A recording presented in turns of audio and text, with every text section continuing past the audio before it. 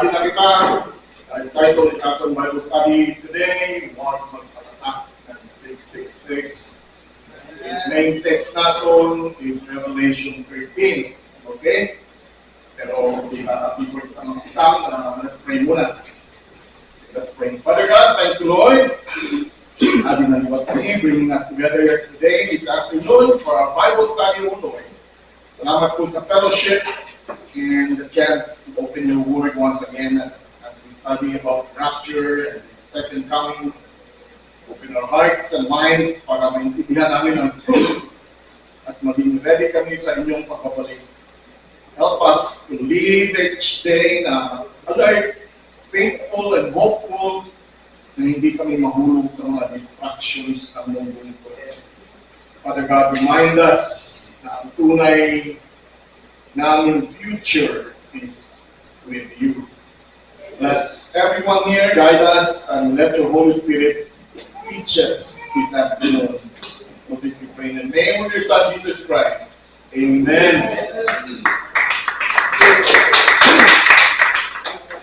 Again, kung pwede lang ang kayo Bisaya, pero I tried again.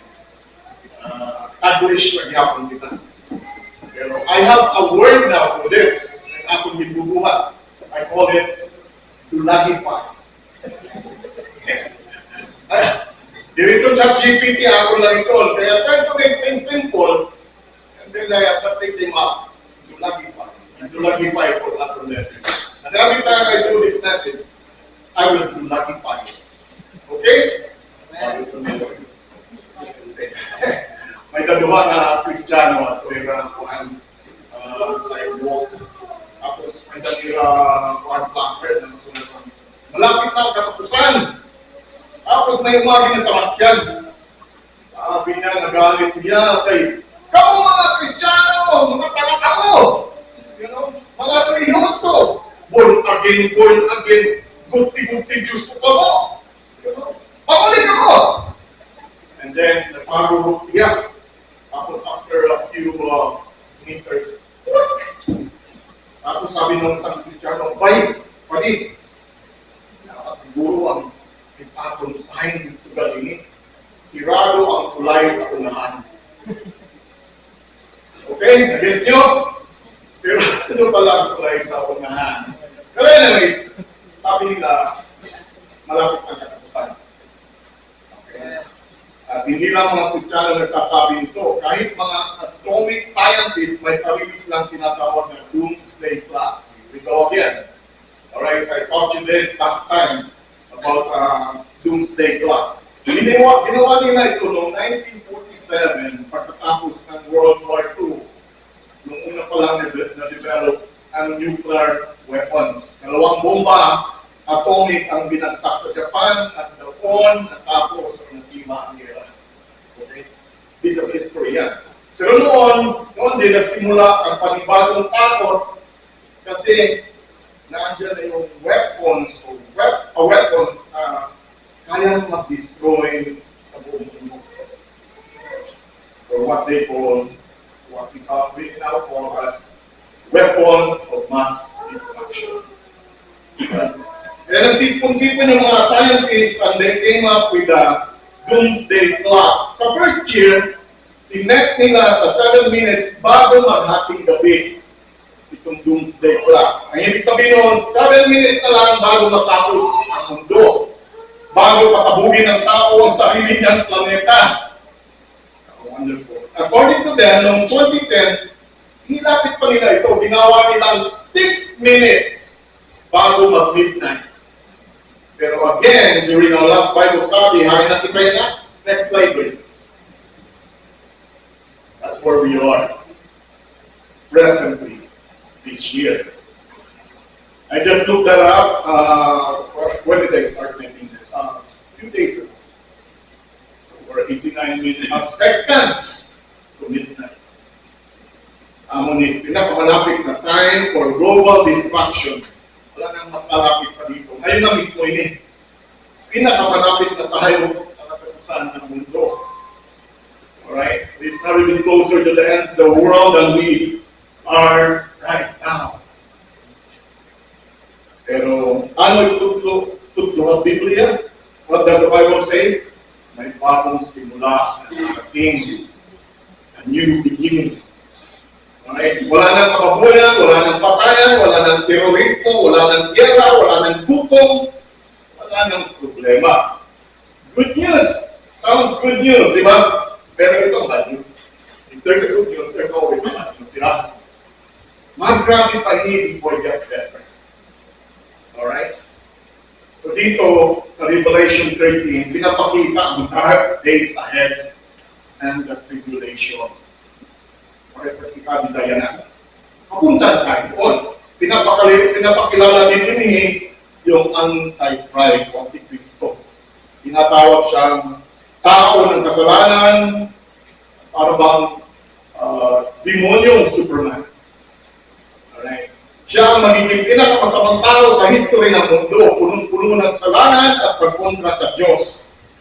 Ano kaya ang plano niya? So, what does he have in his head or in his mind? If you want to take this down, how many iyang na plano? Number one, una, ang plano niya ay sambahin si Satanas. Right? To deify Satan. Sabi sa Revelation 13:4, if you're following, sinasamba ng lahat yung dragon kasi siya yung nagbigay ng kanyang authority. Sinamba din nila yung halimaw, which is the Antichrist. Sabi nila, sino ang kagaya ng halimaw? Sino ang makakalaban sa kanya? Remember nito, yung dragon, si Satanas ito.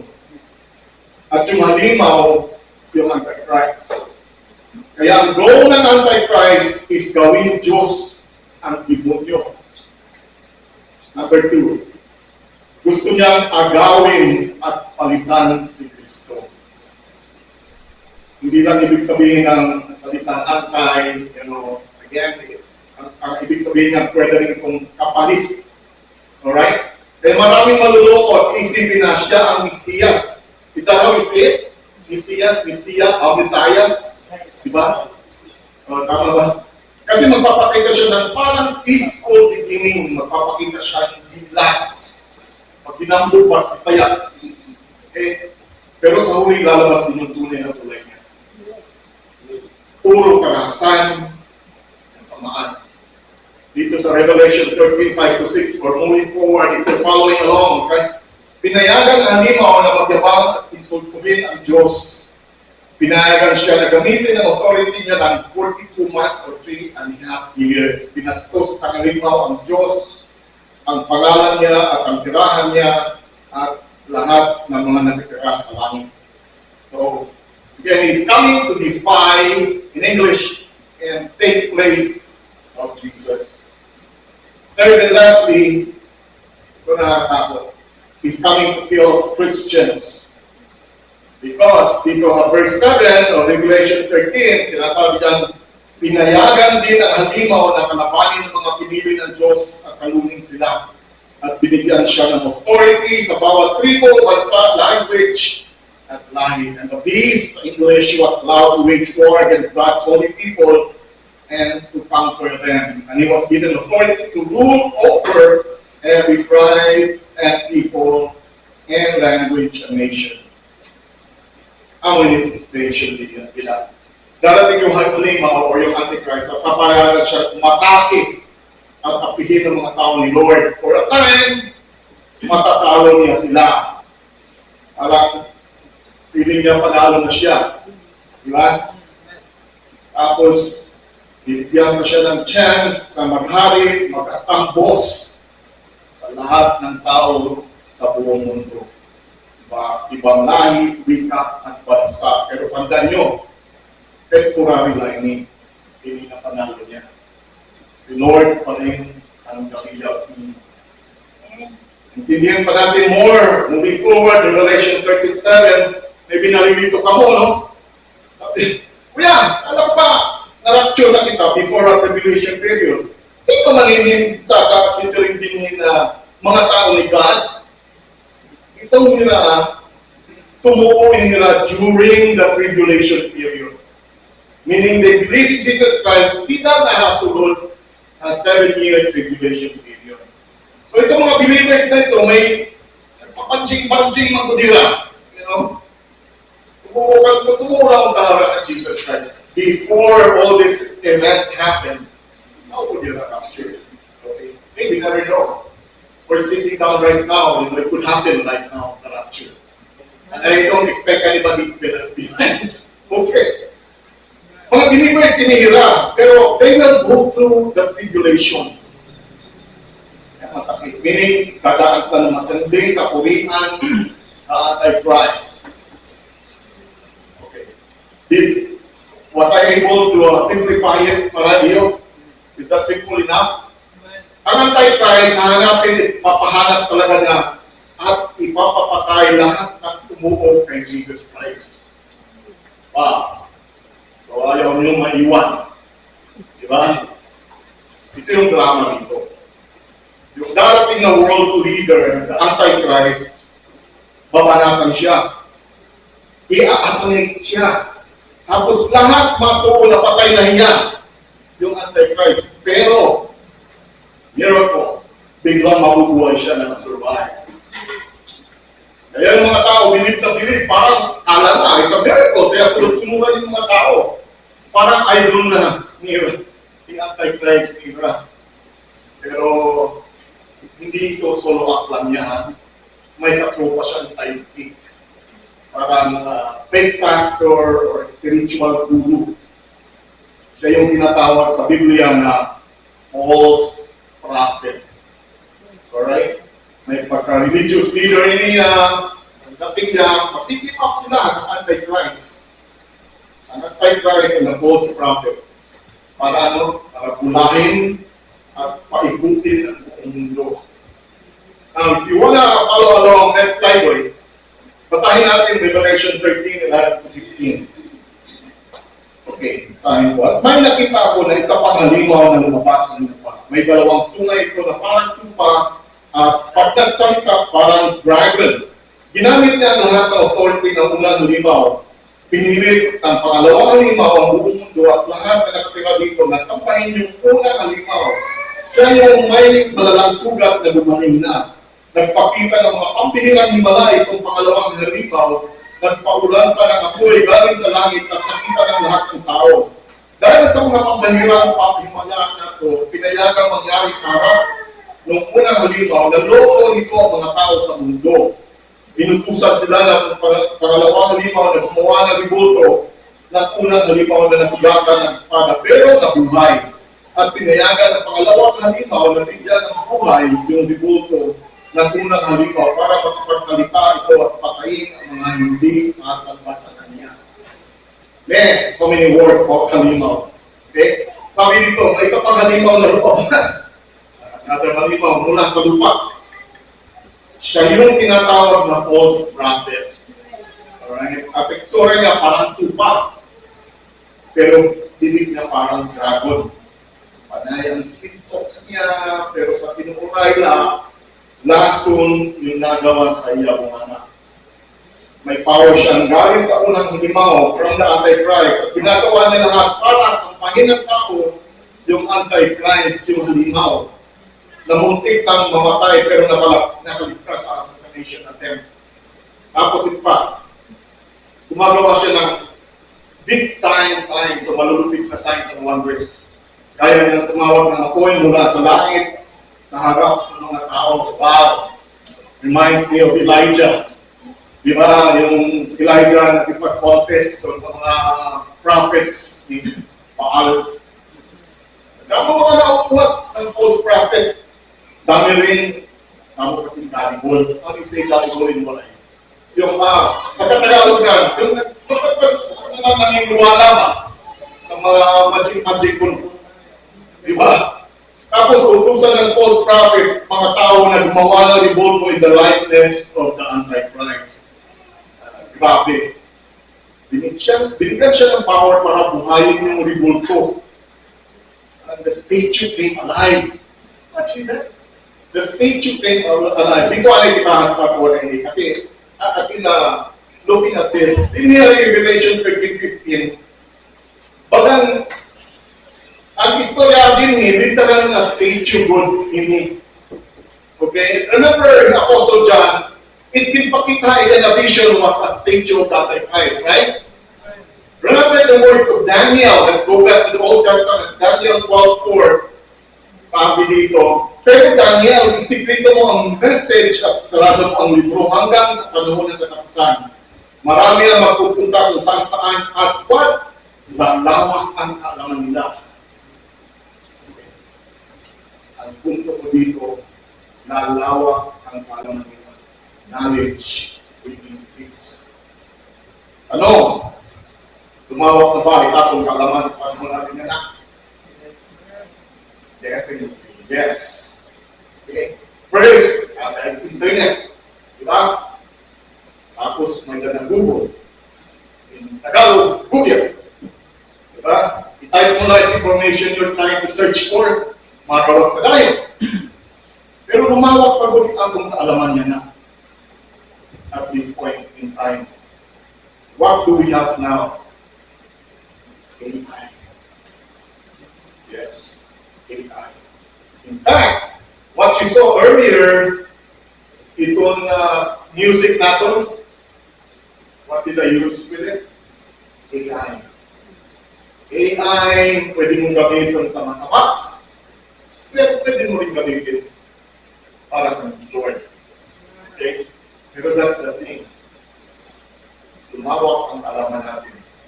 One day, Elon Musk said, AI will control the world. You know, Elon Musk, he has Starlink, saka yung mga spacecraft, and everything else. Tesla, electric cars. He's a cool guy, very bright. Pero nakakatakot. Okay? Now, going back to the statue, remember the Apostle John, itpinpakita niya na vision was a statue of the Christ. What he saw was a vision of the statue. Pero sa panahon natin ngayon, what do we have again? AI. And on to that, VR. Ano VR? Virtual reality. Okay? And this, next slide please. Hologram. Okay? Pwede gamitin din ng false prophet para lubuhon ng mga tao na di rin nakakalaan. Okay, that's a hologram. So, ang point ko dito, madali kitang makuduwa kung wala kayong alam sa Word of God. Okay? Ang real issue, hindi kung statua, or hologram yan, hindi yung deception o yung panluloko na may abos. Yan ang nakatakot yan. Kaya importante na handa tayo at rooted kita sa ating pananampalataya, sa ating faith. Hindi tayo dapat padala sa hype ng mundo o sa mga fake miracles, fake propeta na adi na yan ang ating panahon. They're here. Ang tunay natin na focus is who? Is Jesus Christ. At ito ang catch. Sino mang ayaw sumamba sa ribunto, papatayon. Okay? So ano tayo pipili yun? Magdala ka mo rapture, mapili ka mo. Go through the tribulation. Diba? Siyempre naman, gusto niyo masakit na katawan, sige, kung paiwan ka mo. Kaya may napaniyo dyan para matrain, pero maagali ka mo, kapuri ba ito? Sakit. Diba? Sakit ng katawan. Let's move forward. Revelation 13, 16 to 18. Slide, next slide, please. It says, pinimit din ng pangalawang halimaw na markahan ang lahat sa kanang pagkaya kung saan noong. Mahina man sila o malakas, mayaman o mahirap, malaya o lipin. Sa 17, ginawa yun para walang pwedeng bumili at magbenta unless meron siyang marka ng pangalan ng halimaw on number na equal sa pangalan yun. Kailangan ng kurunungan dito. Maintindihan ng mataling ang ibig sabihin ng number ng halimaw kasi ang number ito isang tao. Ang number ay 666. I'm sure nasumunta niyo yun. Diba? We're familiar with the 666 thing. Actually, kung advance na makita yun na, i-google nyo yun eh. I-google nyo yun eh. Makakuha ka mo, million of responses about 666. Knowledge has increased. Ganito ang mangyayari. Si Antichrist daw, mag-i-introduce ng sistema o system na wala ng cash. It will be a cashless, society, puro digital na. Hindi na wala na galing kung ano ba yun noon? Trade. Magpa-doktor ka, anong bibayad? Manok, kambing, ano siguro yun. Diba? Pinsan ko, he's a doctor, he's a surgeon sa Tacloban. At one time, sinabihan ko, talaga ako ng manok mo. Pero hey, wala talaga makita kapit mo. Gesture na lang ito. Diba? Puro digital na. Pero ang catch is, kailangan may mata ka. Sa kamay o sa noo. Kasi kung wala ka noon, di ka makakabili o makakabenta kahit anong gamit. Hindi ka makabalik yan ng kutsinta o makabalik yan ng Dulux Despacha, Neon Cafe. At guess what? Guess nyo ito. Yung sidekick niya ng false prophet, amoy ni it-mind sa mga nangyayari sa panahon ito. Dirinisabi ko. Okay? Dirinisabi ko ha. Pero he is the mind behind all these things during that time. Pero ang tunay na issue, hindi lang pera o business ang usapan dito. Ang pinaka-point, sino ang sasambahin nyo? Di ba? Yung peace and the Christ or si Jesus Christ? A tribulation yan ang choice. What I put na, what I neutral, either you're sold for the Antichrist or you're sold out for Jesus Christ. So kung akala niyo na wakay na maluluwas pagkabot ng tribulation, mali yun. Ang totoo, magkakaroon himuon niya ng pinakamadakong revival sa history ng mundo. That's what I believe, okay? On that time, madamo it magduho ng Jesus. Kung mas pinagkakagulo na, gumagalaw pa rin si God. Pero, they did this conversion, nasunod ng tribulation period, lagi, masakit ka. Diba? Ngayon, para sa atin na nagtiwala na kay Jesus bago pa nagsimula ang tribulation, I believe, di rin ang kakabuhay niya. Alright? Rapture muna, safe na tayo with Christ sa langit. Tapos babalik tayo kasama niya sa second coming sa ending ng tribulation. Isn't that good? Amen to that?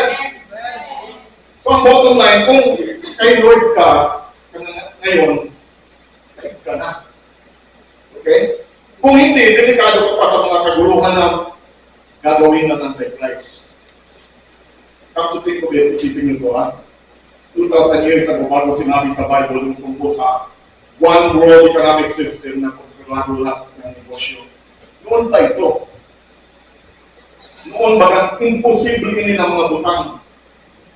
Pero ngayon, nasa harap na natin yung technology. We have it all. Okay?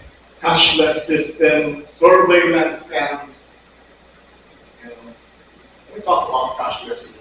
It's happening now in San Francisco. Remember that one time I showed you that lady been swiping at the account? And I registered. How happy yan! I don't know if that's it. Amo na tuloy kong mark ng 666. Happy yan. In fact, kung ayaw dito amon, nagpapakuha sila ng check para di rin nawawala ng mga ayaw. Yeah. Okay, so wherever the dog goes, makalpas man, the dog will be found. You know? So,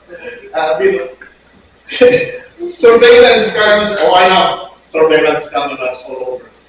And I can never be sure. But social media tracking, I'm not using this.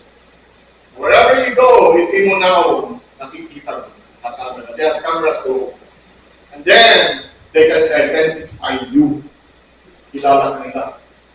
Your records, kung political ka, anti-communist ka, something, everything's there, makikita.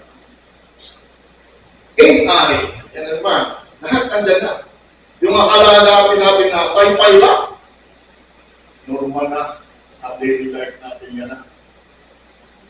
It's happening.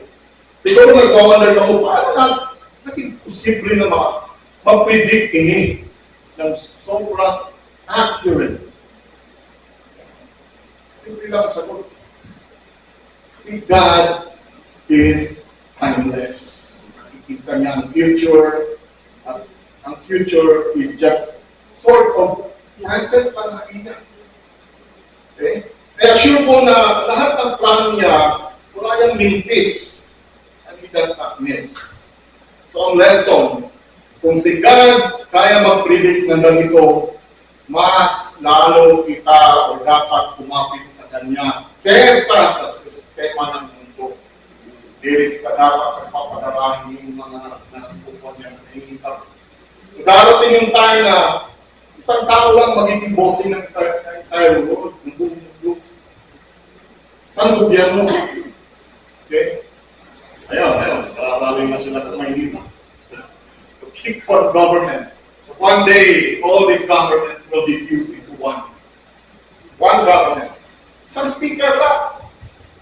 Isang speaker lang. Hindi nga ako masunod nila. Or wait.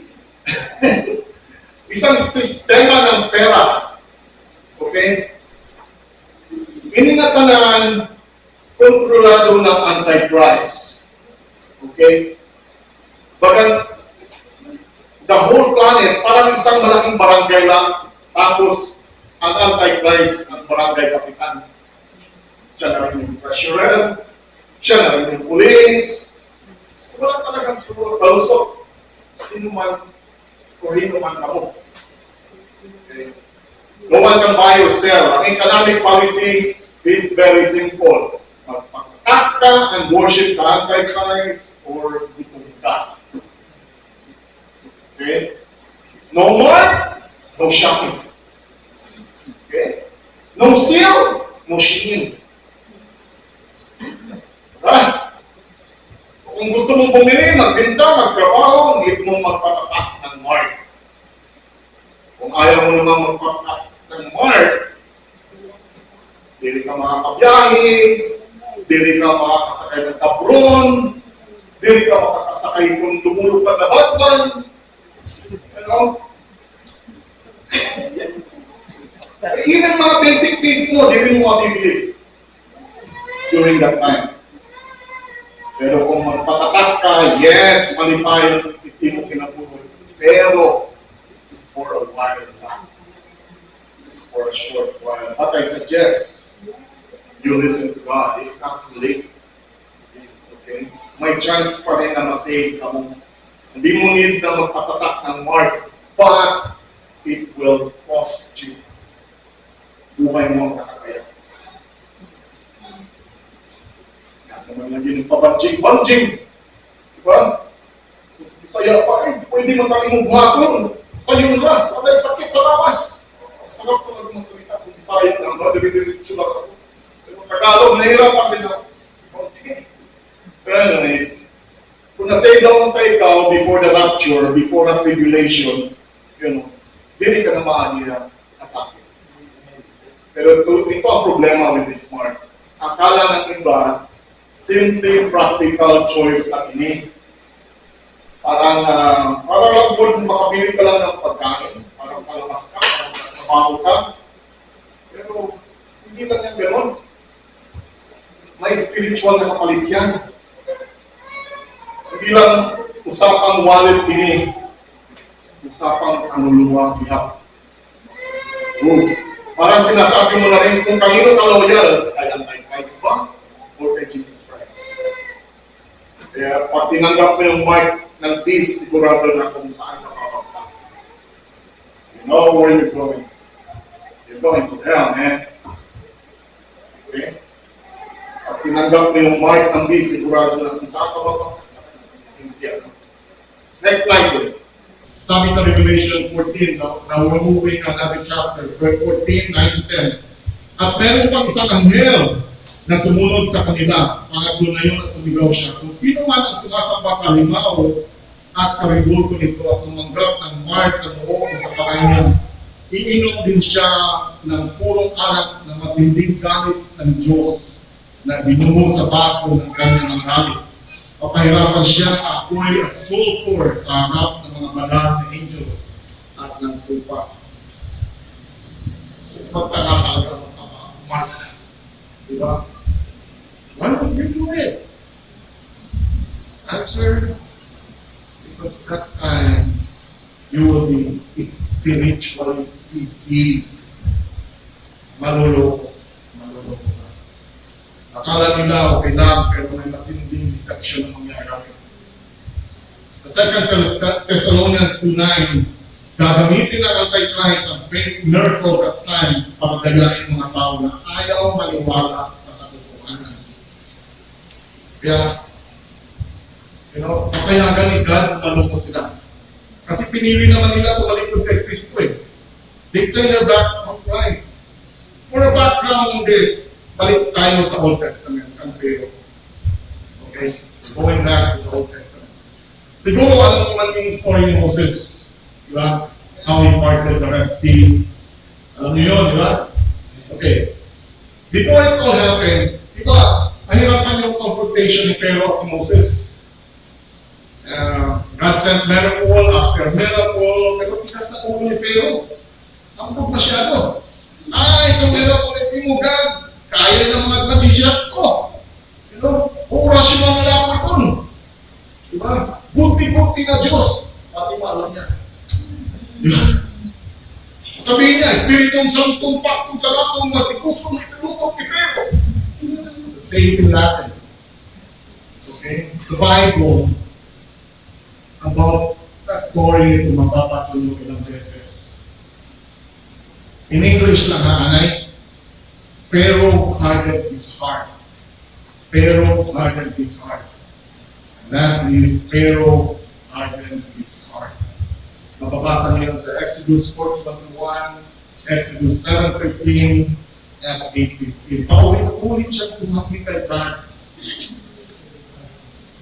You wouldn't believe the Israelites. Ayaw na palayan ng mga Israelites hanggang tumigas na ang puso ni Pharaoh.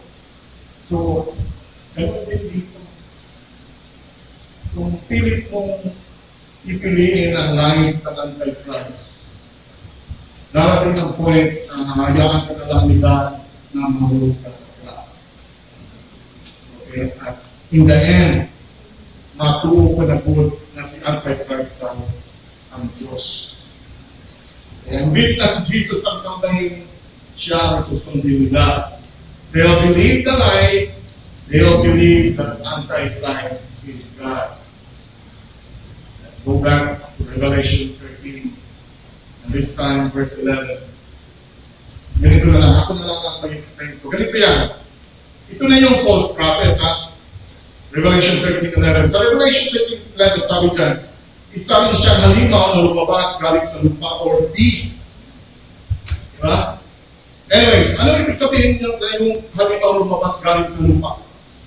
It means, itong false prophet is controlled by a demon coming from hell. Pero don't think kay halimaw, hindi nakapagod na look, monster-like with the looks.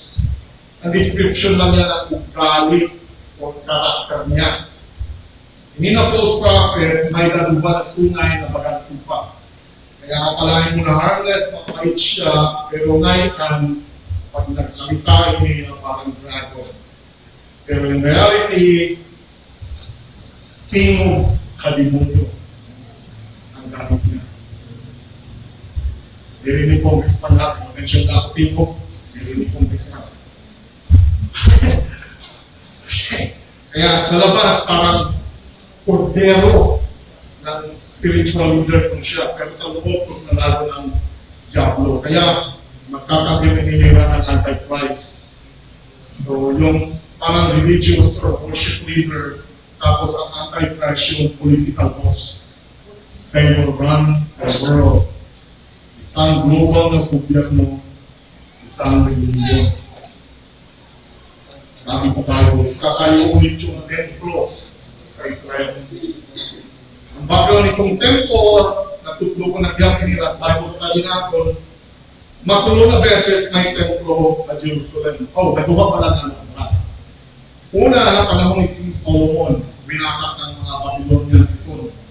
Ikaduha, kay Zerubbabel or during Herod time, binatak naman ng mga Roman.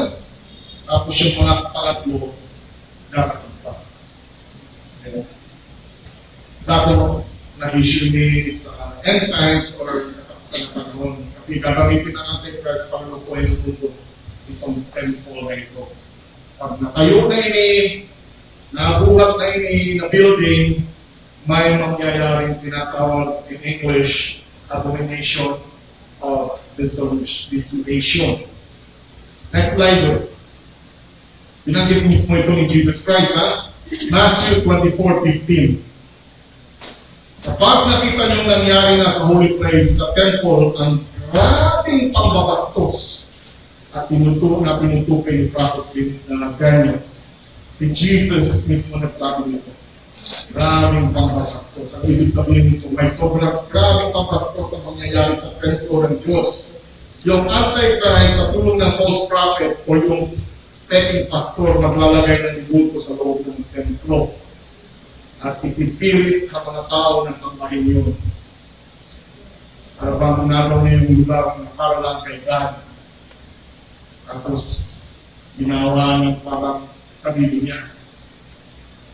Yun yung abomination of desolation na sinasabi ni Prophet Daniel sa Daniel 9:11 and 12. Kung na natin discuss yung mahaba yung sa Daniel na prophecy, mahaba yung basta sinabi ni Jesus sa Matthew 24:15, nag-refer niya sa book of Daniel. So, simple na explain ni Jesus. Pag nakita nyo na nangyari ito sa templo, napasabot ito na nasa dulo na kita. End time po talaga. Okay, pero ang Biblia na-indicate na bago pa makonstruct, hindi na sa temple, patay na kita na same. Na-rapture na kita. Amen. Okay? Yan na, may laging tatawag na Israel niya, may laging tatawag na Temple Institute sa Israel. What does this mean? Okay. Although kita, mga Christians, we don't actually look up to the construction of this temple. Okay? I don't know. Baka na, maybe we will see anino ng temple na ipupunconstruct. But before it gets totally constructed, again, maray na kita. In a temple institute, ibig sabihin ito, nararamdang hiwa pagbuhat ng mga kagamitan para sa templo. Yung mga gamit noon. So really, they're anticipating na makakita na mabubuhat din na ikatulong ang templo. Okay? May mga grupo na meron sa Israel. So again, the question kung posible ba natin makita yung construction ng templo? Maybe. Okay? But that is a good sign. Ano po yan? What's that going to be a good sign? It is a good sign kung kailangan na kita sa pagpalit ni Lord. Okay? Karami na structure. If all these things start to happen. Alright? Sabi rin sa 2 Thessalonians 2:4, kaya ito ay lalaban at magmamagaling sa lahat na tinatawag ng Diyos. Uupo pa siya sa templo, parang siya ang Diyos at gagamitin niya sa pangyarihan ng Satanas. Gagawa siya ng mga peking ginagawa at mga signs para lukuhin ng mga tao. More forward kita balik sa Revelation 14. Pero, i-compare na natin ang pagkakabilang iba ng Revelation 13 na Revelation 14 in a short summary. Sa Revelation 13, pamilin lang at pressure ng Antichrist din what is talking about. Now, in Revelation 14, babala at hatol ni God ang mga mama. at assurance ng reward sa mga nananatiling tapat. Okay. Ito na yung 144,000 na nakita ulit sa Revelation. So we didn't pass this, pero nasa Book of Revelation dito. Pero hinihira din yung mga sinungat witnesses. Okay. Alright, 144,000. Mga Hudyo hinihira, galing sa 12 clans of Israel. Mga Messianic Jews. In America, we have what we call Jews for Christ.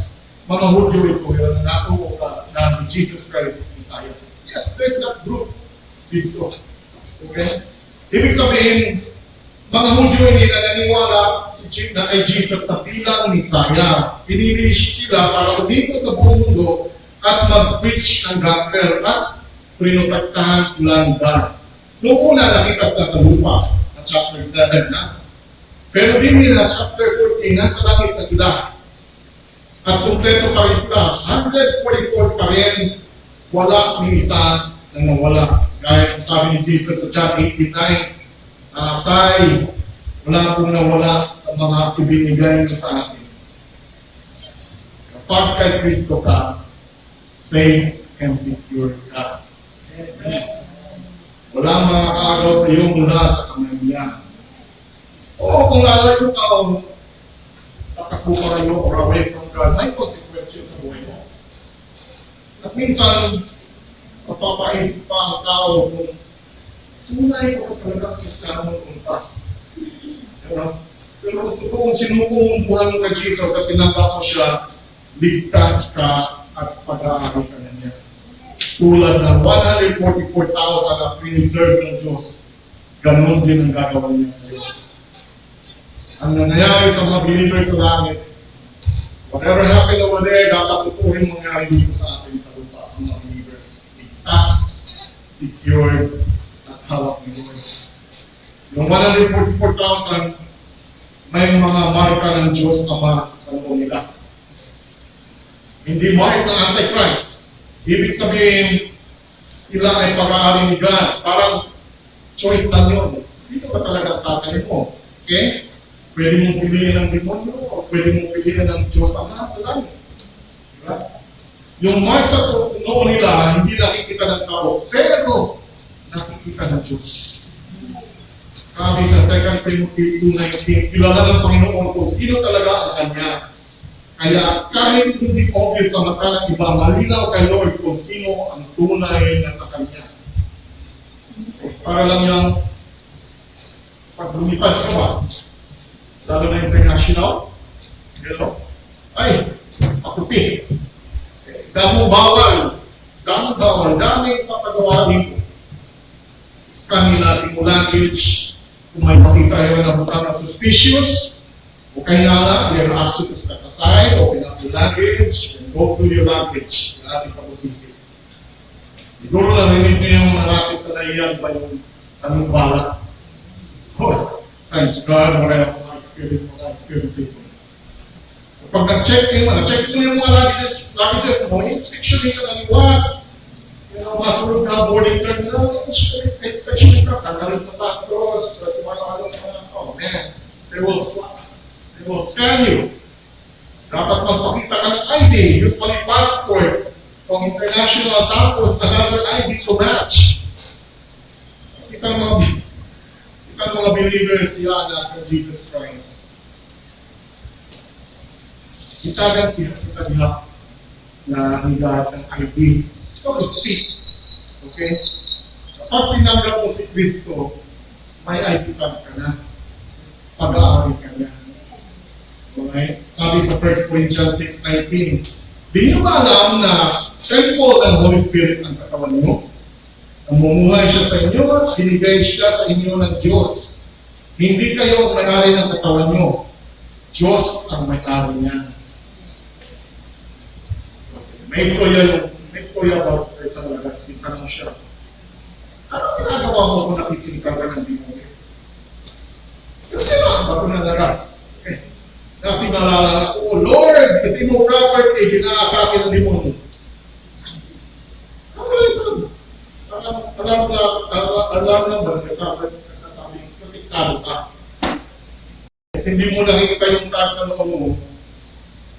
title ng Diyos. Siya ang nag-iingat sa iyo dahil kanya ka. Bottom line, kung pag-aari ka ng Diyos, you're protected, man. Hindi na may protection ka. Para bang, yun nga pag-movie, mga gangs, teritoryo ko ini. Wala yung mga kailangan mo, basta anin na ako teritoryo. Ako pinapigat. You are untouchable because you are a property of God. Pero, may responsibilidad ka rin. Okay?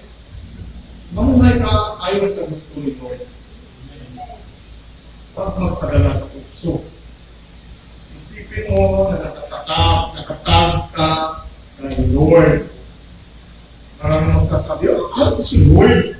Hindi rin nasunod ang mundo ni Jesus. Okay. Nabasa lang sa Bible, pero pinili nila. You know?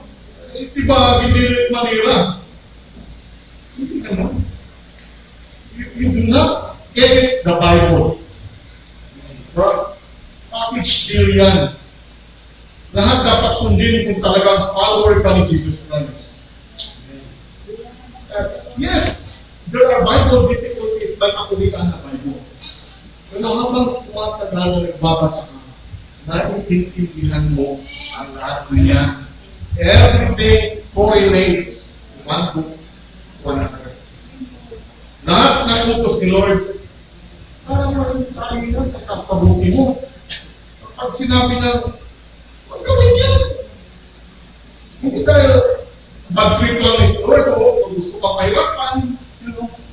Tawag natin na, kundi gusto ka lang ng putiktahan.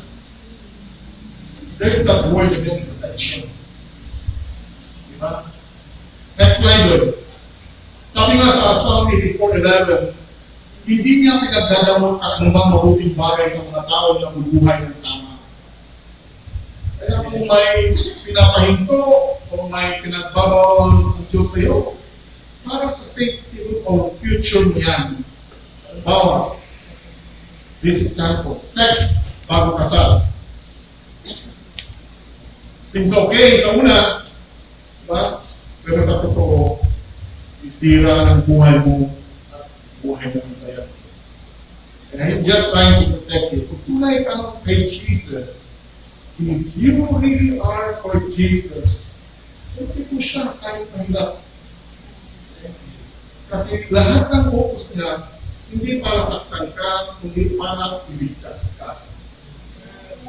Kaya nga, go back to the rapture, ang purpose niya to protect you and me sa tribulation na natin. At after maraming ang Antichrist for 7 years, babalik na sa mundo si Jesus Christ at pupunti ka na sa lahat. I don't know if you guys have heard this. God and Nabal. Diba? God and Nabal. Or yung saya pa. Diba? Base na tradisyon, ang Nabal daw is the country north of Israel. Scholars believe, scholars nakuhila, hindi na country is Russia. Okay? Pero, parang nagtipik kasi opposing countries. You guys know na USA and Israel are allies. Diba? They're very close. Right? America is blessed because America blesses Israel with what? Support, financial, military, economic, and everything else. I will bless whoever blesses you. The Bible says. Okay? So, magkalaban niya, Russia at USA. Ang goal naman, according to tradition, is a name of a leader. O baka title ini. Mapabasa mo itong about the Gog and Magog sa Ezekiel 38 at Revelation 20. Isa pang country na kontra ng Americans, guess what? There you go. China. Walang direct link ang China sa Bible. Just like America. Pero malaki ang chance na kasama sa Kings of the East ang China. Kasi sila lang may kakayahan ngayon. Maybe combined with India, but India, tathaw na alay ng Amerika. Meaning, minsan alay ng Amerika, minsan alay ng Russia, China, hindi mo maintindihan ng mga Indian. There is no other country who can amass 200 million soldiers. Okay? Only China can. How many people are there in China? 3.4 billion. Pero nalagpasan nila ng India. Padama ng India nila. Ang kwento dito, sa end times, may malaking force na hukbo mula sa silangan or from the east na lulusog at posibleng marami doon ng China. Okay? Now, ako pastor sa Amerika. Ako katao ng Amerika. Duwa na. Pero once lived in America for 40 years. Pero, tulad mo pa rin sa dugo. Pastor Greg Laurie, takong pastor ng Amerika. Hinanap niya ang Bible ng USA. Nasabi siya kay maraming dimension ng Bible ang Amerika. Amo ni diyan conclusion. Amo ni diyan conclusion. Number 1, na-destroy, na-failed ang Amerika kontra Russia, China, and its allies. Na-failed nila ang Okay? Possible. Number 2, America got destroyed from within. Dynasties. Most dynasties fall from within. Right? Main dynasty, Roman dynasty, yung mga ganun. America got destroyed from within, which is actually happening now. Immorality is destroying America from within. Pero here is our point. Corrupt. Yeah. You guys know what's going on right now? Donald Trump is attacking all the cartels in Latin America. And Iran is not to produce some mga drugs na being shipped to America. So, bahala na kay Donald Trump, bahala kay masagataan ko. I have the force, I have the power to do all this. Pinakatake niya na may kanyang forces sa Mexico to get rid of the Sinaloa cartel. Grabe po nila. Napakayang mga tao, pinutubukan na, pinalagay sa yung tubo. Ganun rin ang, right now,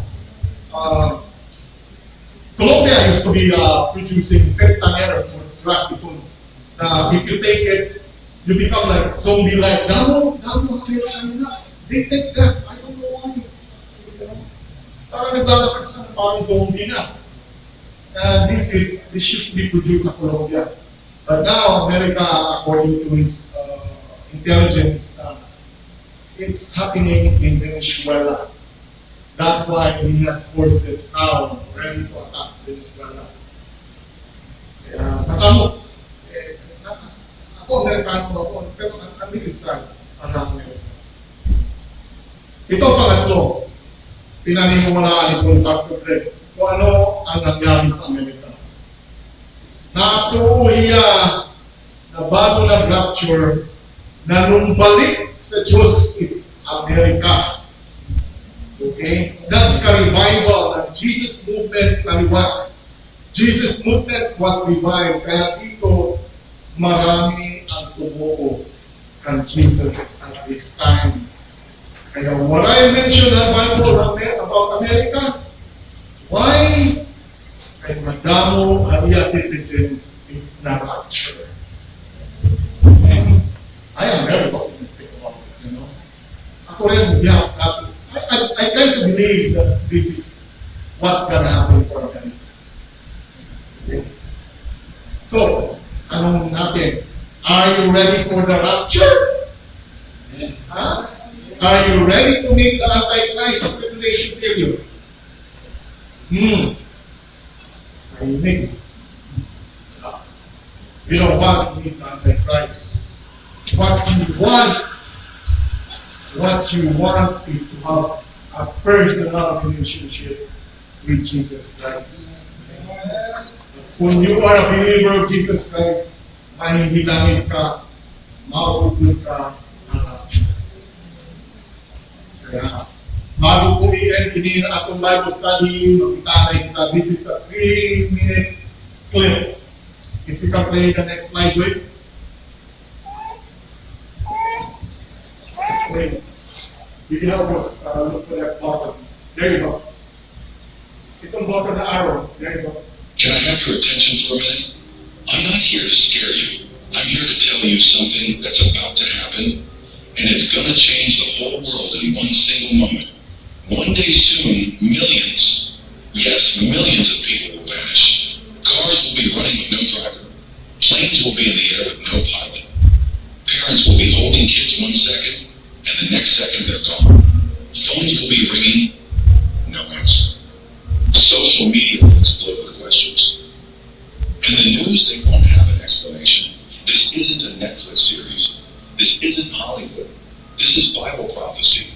This is the rapture. The Bible says in 1 Thessalonians chapter 4, verses 16 to 17, "For the Lord himself will come down from heaven with a loud command, with the voice of the archangel, and with the trumpet call of God, and the dead in Christ will rise first. After that, we who are still alive will be caught up together with them in the clouds to meet the Lord in the air." Picture this. You're walking down the street, and you hear a sound you've never heard before. A trumpet, not from earth. Loud, pure, echoing everywhere. And then, bodies disappear. People vanish. Graves open. But not like zombie movies. The people are gone, alive, with Jesus. And those who belong to him and are still alive are taken up. Jesus himself warned us in Matthew chapter 24, verses 40 to 41. 2 men will be in the field. One will be taken and the other left. 2 women will be grinding at the mill. One will be taken and the other left. Translation: it will be a normal day. You'll be at work. You'll be cooking. You'll be driving. Life will look normal.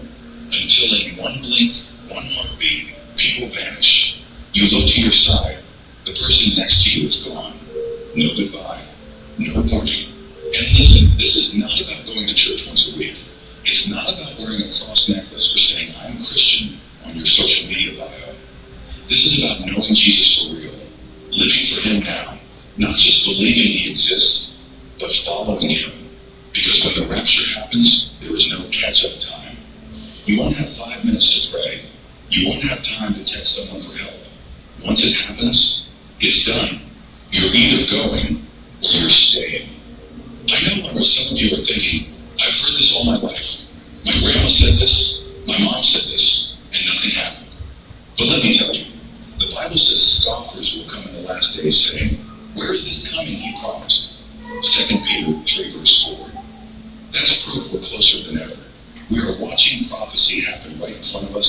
Israel, wars, earthquakes, the moral collapse of society. All signs pointing to the return of Jesus. So I'm asking you right now, are you ready? If the trumpet sounded in the next 10 seconds, would you go? Or would you be left behind to face the chaos this world has never seen before? Don't wait until later. Later might be too late. Talk to him right now. Say, "Jesus, I believe you died for me. Forgive me of my sins. I give you my life." And then live like you mean it. Don't just pray. Walk it out. The rapture is coming. It could be any moment. Don't get left behind.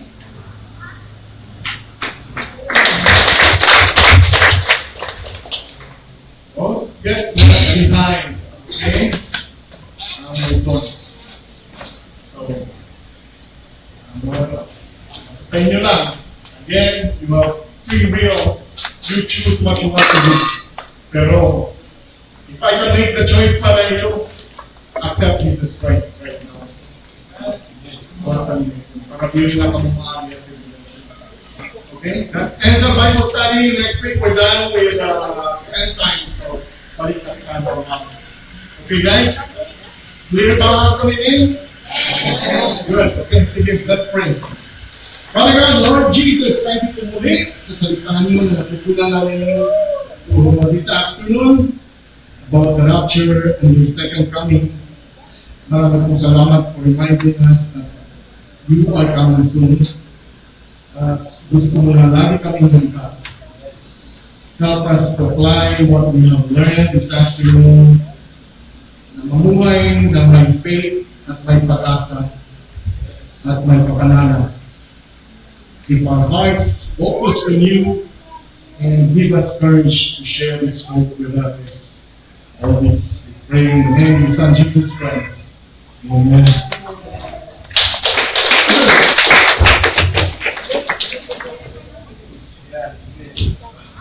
Ito siya po dahil po yan. Ito lang